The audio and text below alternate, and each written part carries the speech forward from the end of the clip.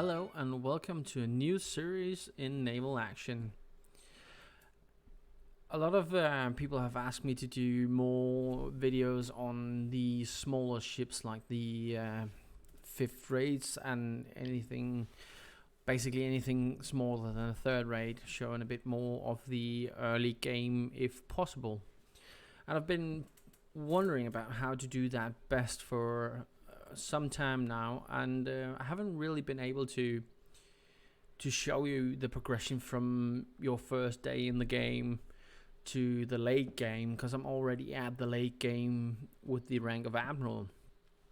However, what I have been thinking and what we're going to do now is to do a new series, and this series will cover basically us moving from our basic cutter, which you'll see on screen, and all the way up to a first rate. Now, as I'm already Admiral, there's a few steps that won't be equal to someone stepping into the game on their first day. I have already 1500 crew, I have a lot of perks unlocked and stuff like that.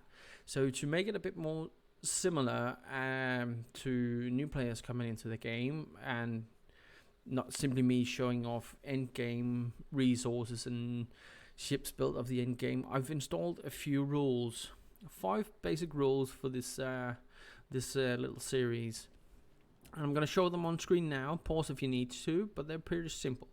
Here we go, I'll show them to you now.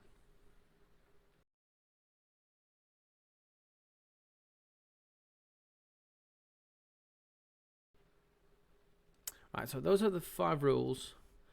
No use of perks, no use of repairs like hull repairs and rig repairs and rum during fight. We can still use the emergency repairs. We must always attack ships bigger than the one we're in, and we can only use loot or items that we either loot or ships that we capture. And the last one, we can maximum have 2 ships in store. Now, obviously, I have a lot of ships in my navy already in other ports. What we're going to do, as soon as we get out of the basic cutter, we're going to move into a different port with a completely clean warehouse, and that's where I'm going to store everything for this Let's Play. Or not Let's Play, for this series. But here we are, our basic cutter on screen, bought from the Admiralty, completely identical to the one you get as you get into the game. Open up here, there's no upgrades on it, no perks installed or no knowledge slots used, 3-pounder cannons, and absolutely empty hold. Now, a little detail to the maximum of 2 ships. If we have 2 ships, the one we're in gets sunk, we take out the other one to get a new ship, and that one gets sunk as well, we go straight back to the basic cutter and have to work our way up again. So that's the premise of it. Simply starting out with the basic cutter, working our way all the way up to the ocean, only using what we can capture or loot. Are you ready for it? Let's leave port.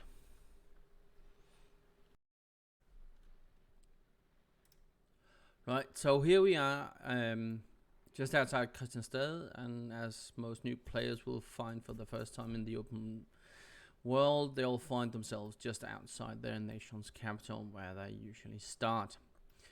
Now, as for the rules, we can only attack ships bigger than ourselves. Luckily, in a basic cutter, that means any ship in the game. However, I've been looking at the ships list at the NA map Netlify page, and something I think we can undertake and possibly capture would be something like a privateer. So let's go out and see if we can spot ourselves one.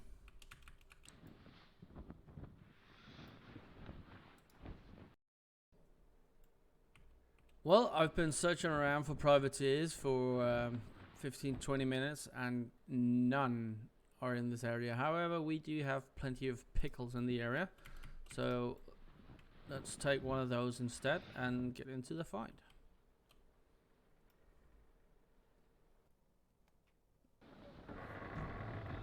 Right, so here we are. Let's load chains on all sides. go full speed. Now what I want to do here is not simply sink and disable him. I do want to try and disable his sails as much as I can, and then get a decent amount of damage in on him, take off the crew, and then initiate a boarding. Let's see how it goes. He's got a 55 crew, and he's packing a broadside twice the weight of our own. We are using 3-pounder cannons.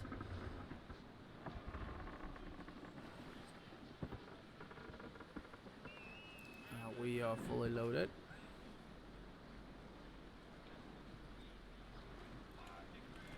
Get in behind him. 250. Aim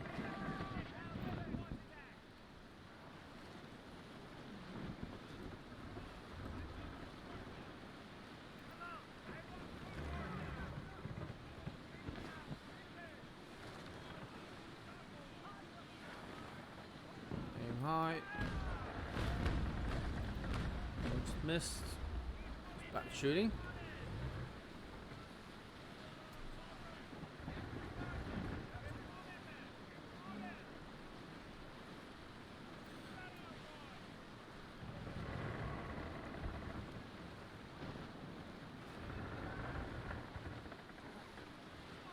And we do need to be careful to maximize the output of our chain shots here. We have a limited amount on this boat. We definitely want to make it count as much as we can. May even change over to single shots as we get close.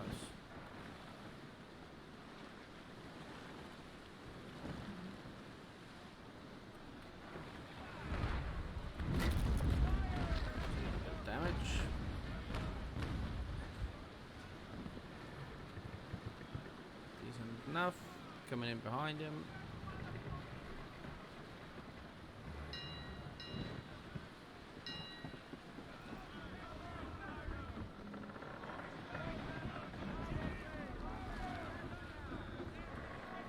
Now, as he's not square rig, we can't simply just fire as we pass in behind him. We do need a bit more angle on him. Let's see if we can get it here. Good. Shot with most.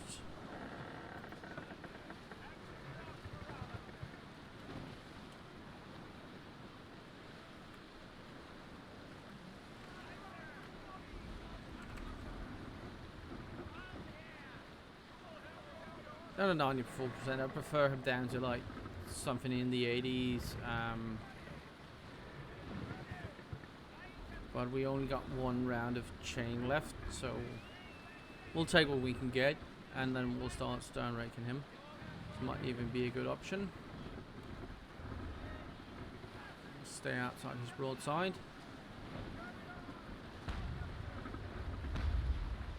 Yes.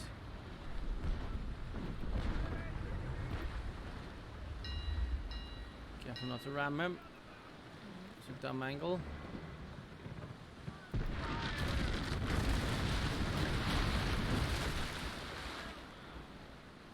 That's not gonna help us any bit. Losing the bowsprit on the cutter definitely cuts into the performance, as on any ship. That will simply mean not being focused enough. Anyway, let's come in for another attack.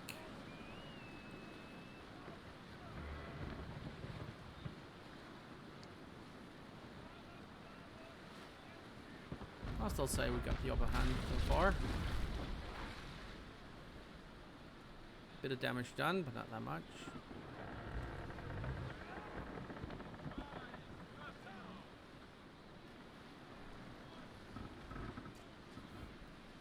And in situations like this, it's where the rule of not using repairs is going to have its effect, but maybe even adding a bit more realism to the game than usually, as you wouldn't be able to replace your bowsprit during fights normally. Alright, aiming for another stern rake here if possible, without ramming it again.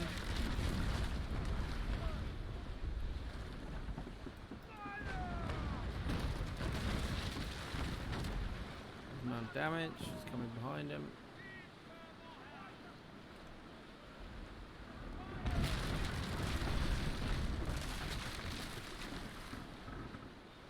Now, I'm not too worried about the damage he's going to do to my ship. What I am worried about is the damage he's going to do to my crew.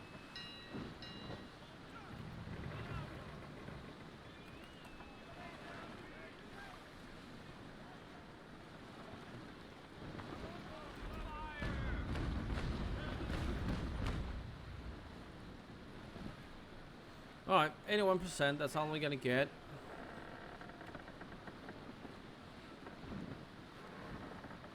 Get a few more broadsides in to his stern, and then we're going to change up to grape shot. Start hammering away his crew. I want to remove as much of his stern as possible to maximize the effect of my grape shot. Alright, he's caught in the wind. See if we can get in there before he comes out of it. What may have thrown me off before was the speed in which he reverses. Let's see.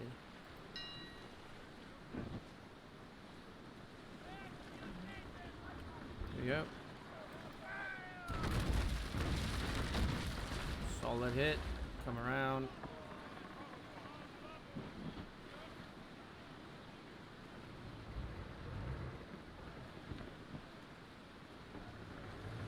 We may even get another one in at range before he manages to get himself out of there.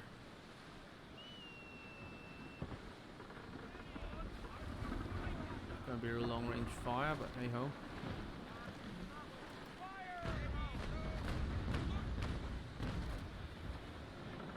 Bit of damage to the rear, but not much. Bit of crew off. I am gonna gamble a bit here and start loading grape shot on my port side. A few hits from him.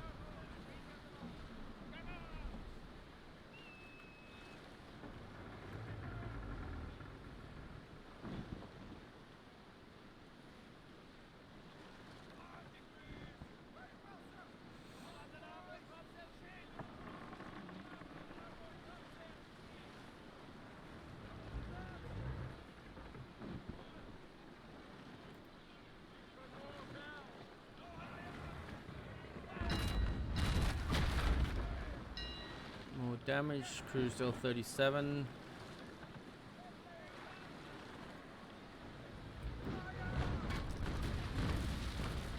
Right, stern's gone. Changing to grape on both sides. It's down to 45. He's got 8 more crew than me. See if we reduce that.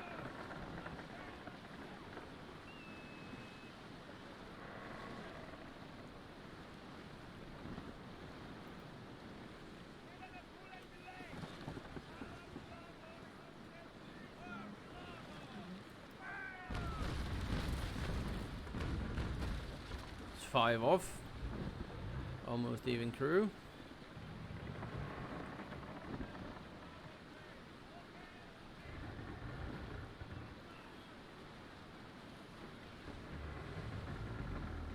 Slowly force him into the wind here. It's gonna slow him down, make it much more easy for us to come up behind him here, and hopefully get the angle out right for a good rake. Let's see. He's gonna be reversing. Just to angle ourselves out a bit. Guns reloaded.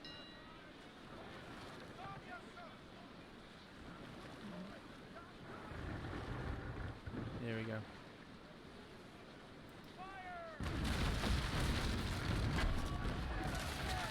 $14 and a crew shock.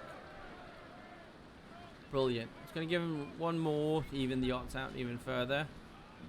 We're now 10 more crew than him, and we need to force him into a position. Now, if we can get him fairly soon, we should be good to go. I do apologize, this being in the middle of the night. It was simply the time of day. But then again, the lantern gives off a good effect. Alright. Coming behind him again.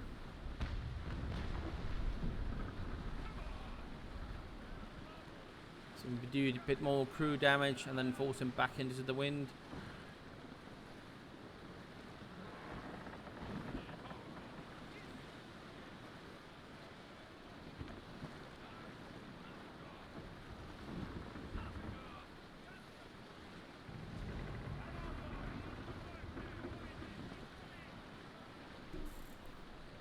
Now my initial thought was to get a privateer simply because it has 5 more crew than the Pickle. The Pickle has 55, the privateer has 60, and that's simply to give us better odds down the line when it comes to boarding actions.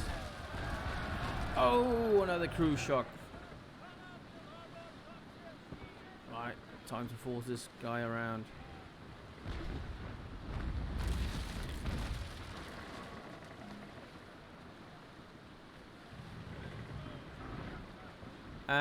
However, the Pickle does have the advantage of slightly better hit points.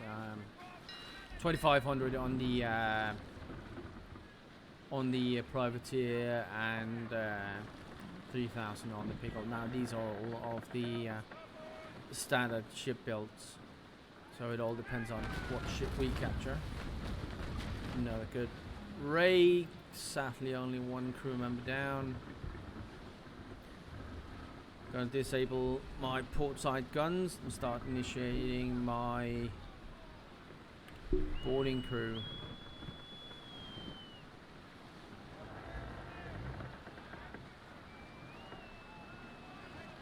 He's coming into the wind.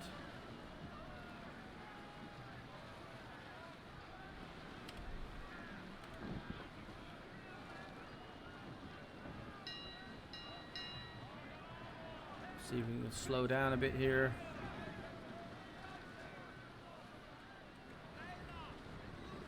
And if we can stern board him, we'll be able to grape him as we come in. If we can get it before he...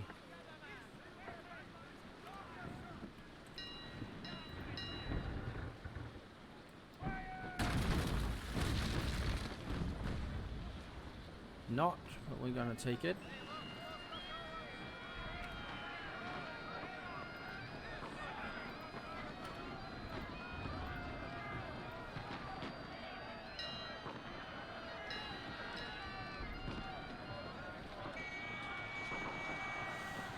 Right, here we go. He's down to 37 morale, 16 crew. Got 20 guys more than him. We should have this one fairly easy.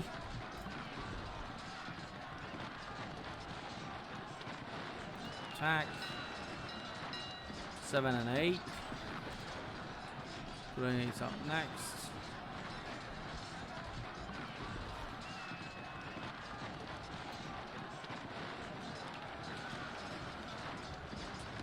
One for one. Deck guns.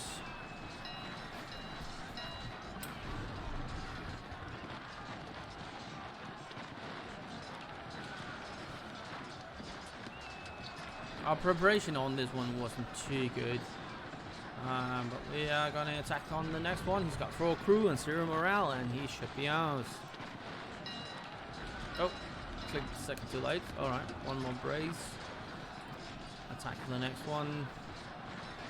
1 for 1 on the brace.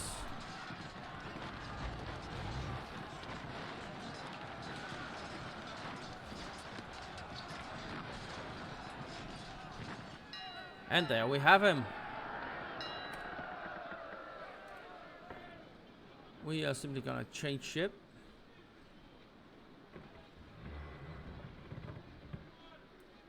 Transfer all the crew. And we're gonna leave the basic cutter behind.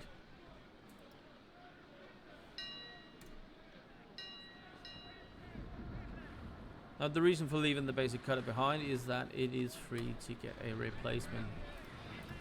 any other ship, I would towed it back into port and at least made some money from selling it.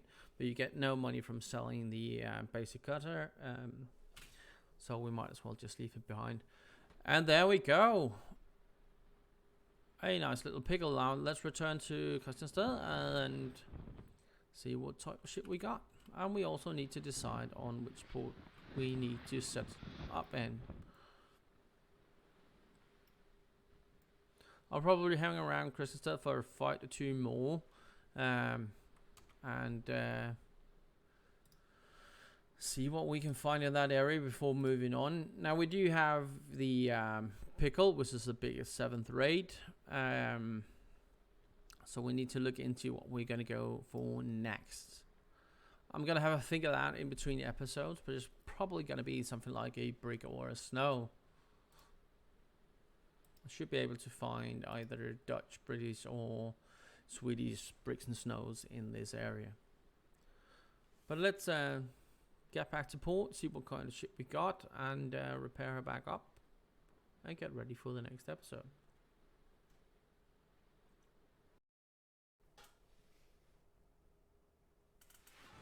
Alright, we are back in port, so let's see what ship we got. Let's start by repairing her up, filling up the complement of crew, a bit of gold in the hold. We're going to transfer that so we don't lose it on the next one. Let's see. Alright, blue pickle, made from mahogany and fir, seasoned fir even, with a Liverpool refit. There's not going to be the end all be all. It's got decent speed, slightly reduced hit points, with a fir and mahogany combination, and I think this could be slightly better. Mounting 12 6-pounders, so we have doubled our broadside here. Gunnery 2 and crew bonus 3 for the broadside, so that's good. That was going to give me 3 more crew, a bit more better gunnery. So that's the ship we're going to use for the next episode. Hope you enjoyed this little fight in the cutter. Now the cutter is honestly a very good and very underestimated learning ship in my opinion. First up, it's absolutely free. You can always get a cutter no matter what port you're in. It's going to be free. Simply go into the Admiralty, click it, boom, and then you can go from A to B, or you can go attack minor targets in the capital areas. Secondly, added on to the first point, as it's free and you can get it anywhere, it's absolutely the best early on options to learn the game, learn the maneuvers, learn the controls. You can fumble and fail at any attack without any risk to your own real progression. It might take you a bit longer, so it's going to take you the time, but there's no risk to upgrades. There's no having to buy a ship again for X amount of reals and stuff like that. So as you get into the game, I do suggest just play around in it for a bit, do the exams, and then move on to that ship you get as a reward from the final exam once you get the hang of the controls in the game. Anyway, that was the first episode of this new series. I hope you enjoyed and hope you'll follow along for more to come. And until next time, stay safe.